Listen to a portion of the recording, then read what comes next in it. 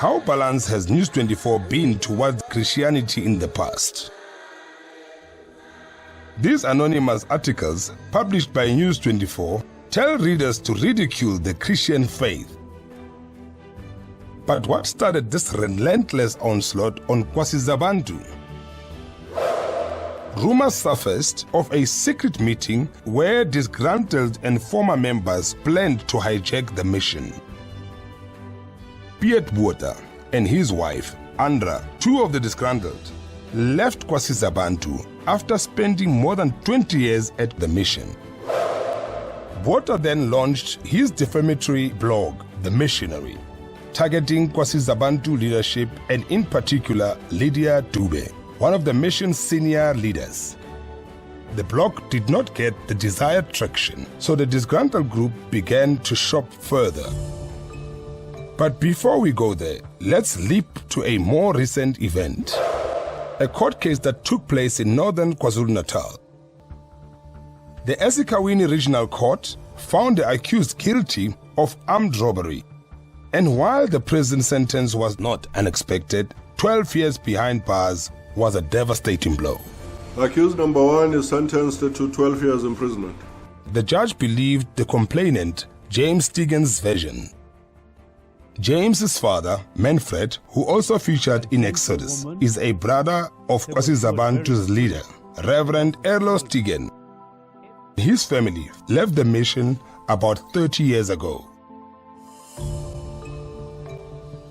Earlier in the trial, during his evidence under oath, James told the court that Mulo, a former worker at KwaSizabantu, had lured him to a half-built house in a Richards Bay township in January 2020. On arrival, she and 2 accomplices forced him at gunpoint to transfer 600,000 rand to her bank account. And there was one guy in front of me with a gun. She then asked for that I transfer the money on my cell phone to an EFT. Mamaan denied the allegation, saying the money was a payment from James in return for information about KwaSizabantu, more particularly for details about the private life, businesses, and supposed wealth of senior leader Lydia Dube.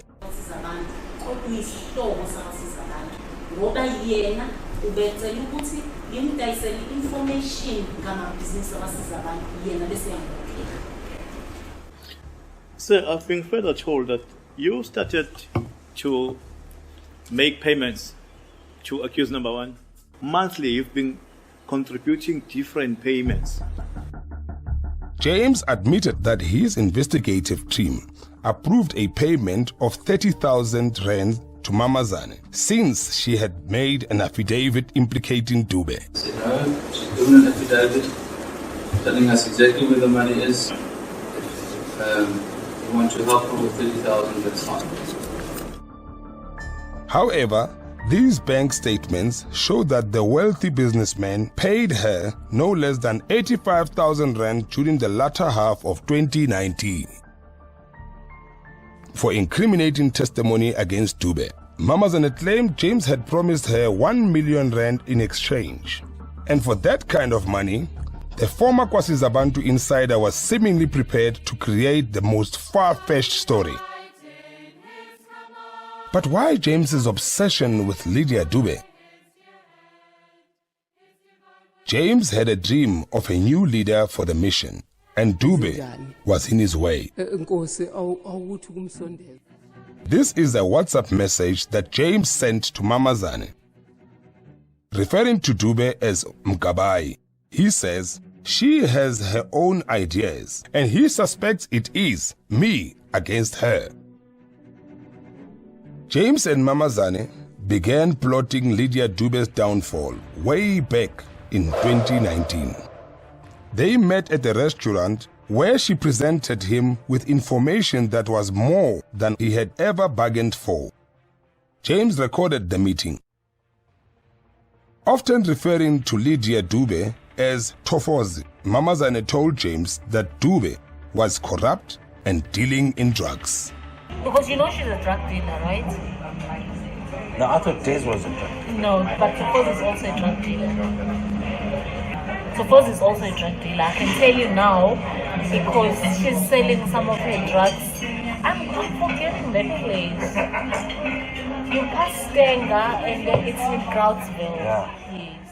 And you don't sound like she's... Mamazane also claimed Dube was involved in money laundering, witchcraft, and hiring assassins. Because she was using witchcraft. Yeah, she is. She was. She further claimed the almost 70-year-old Dube was in cahoots with the conman, one Moses Ndlela, and had authorized fraudulent payments of millions of rands to him, siphoned from the mission's businesses. You know, she's the multi-millionaire, that I can tell you. Sometimes people, I know people are thinking the money only went out for other things. No, but it couldn't have, you know, that's what we didn't understand. No, but she gets it back.